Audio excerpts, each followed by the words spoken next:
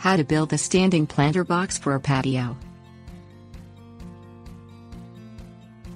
Last year, my husband and I planted our first container garden. While we loved the concept, we realized we really needed an elevated planter box to prevent animals and pets from eating our vegetables and herbs. Standing planter boxes are also excellent for people with limited mobility, and work well in small spaces. This planter box is 36 inches by 19 3/4 inches and 11 inches tall. On trestle legs, the planter box is approximately 37.5 inches tall, perfect for herbs and a few vegetables or flowers.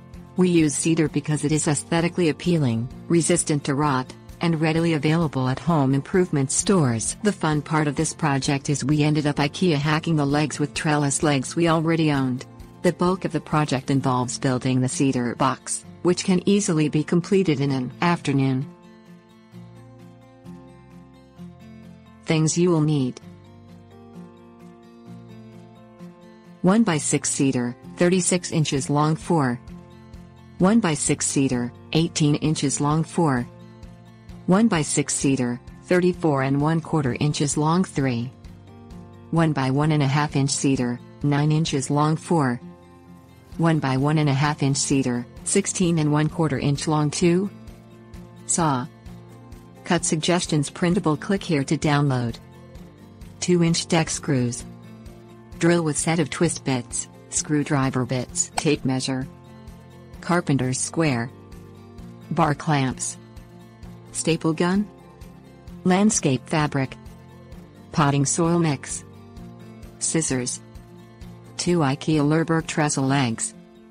Small trellis optional. Tip: we used 3 1x6 cedar planks, 12 feet long, and one piece of 1x1.5 inch cedar, 8 feet long, which left us with some leftover wood.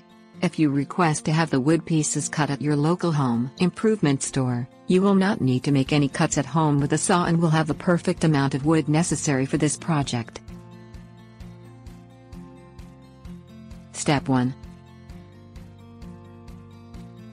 Cut the cedar pieces to size, according to the things you'll need dimensions, using this guide. Use a carpenter's square to mark cuts that are at exact 90-degree angles. On a level surface, position 2 36-inch pieces and 2 18-inch pieces of cedar to make a rectangle box shape.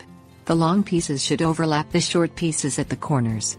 Use your carpenter's square to ensure all the corners are square. Step 2.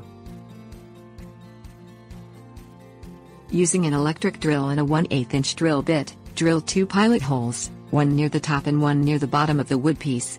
Drilling pilot holes will prevent the wood from splitting when you drive the screws. Step 3.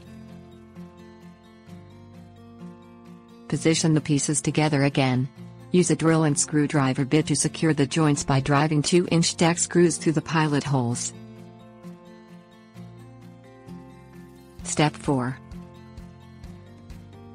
Repeat for each corner. The entire cedar box will require 8 screws, 2 per corner. Step 5. Duplicate steps 1-4 to make a second, identical cedar box.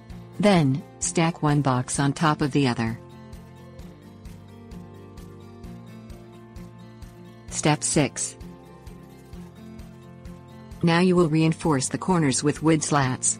First, secure a 9-inch wood slat to one inside corner of the stacked boxes, flush with the top of the box, using clamps. Step 7. Drill pilot holes through the outside face of the cedar, one in the top board, another in the bottom, then drive deck screws through the pilot holes, securing the wood slats. Repeat this step to attach a 9-inch piece to the other inside corners of the box. Step 8. Now, flip the box over and position a 16 1/4 inch wood slat horizontally at the narrow side of box, so the ends of the slat are flush with the tops of the vertical slats. Drill pilot holes from the outside, and secure the horizontal slat with deck screws. Repeat at the opposite end of the box with the second 16 1/4 inch wood slat on opposite side of box. Step 9. Lay out 3 34 1/4 inch wood planks lengthwise across the bottom of the box so the ends rest on the end slats, spacing them so the gaps between boards are even. This will become the bottom of the box. The gaps between the wood planks will allow for drainage. Step 10. Drill pilot holes and attach the planks to the underlying slats with deck screws, 2 for each end of the plank. You will use a total of 12 screws in this step. Step 11. Flip the box so that it's facing up. Rest it on a set of 2 trestle legs position in the desired location for your raised garden. The planter will be rather heavy once it's filled with soil, so make sure you position it where you want it before proceeding. Step 12. Cut landscape fabric to the size of the planter box with a little excess around each edge. Landscape fabric serves several functions. It keeps soil in place, protects the cedar against rot, and allows for water drainage. Step 13. Use a staple gun to secure the landscape fabric along the bottom edge of the box and halfway up the sides and ends of the box. Step 14. Cut away any excess landscape fabric slightly above the staples.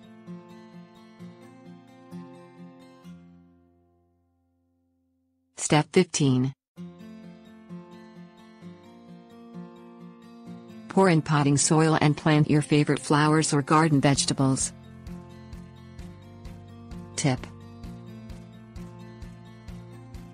resist the impulse to fill your planter box with ordinary dirt. When saturated with water, ordinary dirt can weigh close to 200 pounds, the maximum load that can be carried by the trestle legs used in this project. Potting soil, on the other hand, not only weighs less to start with, but is composed of materials that drain easily. If you're planting any vine-type plants or vegetables, such as green beans or cucumbers, consider adding a small trellis to your elevated planter box. This can be attached on the back of the cedar box with deck screws or placed directly in the soil. While the cedar planter box can be placed anywhere outdoors, make sure you understand your plant's sunlight requirements, and place the standing planter box in a space that gets the right amount of sunlight. Most vegetables require a minimum of 6 hours of sunlight a day to thrive, while some flowers can survive nicely on less sunlight. We chose to place our planter on our back patio, where we get mostly sun with some shade in the afternoon.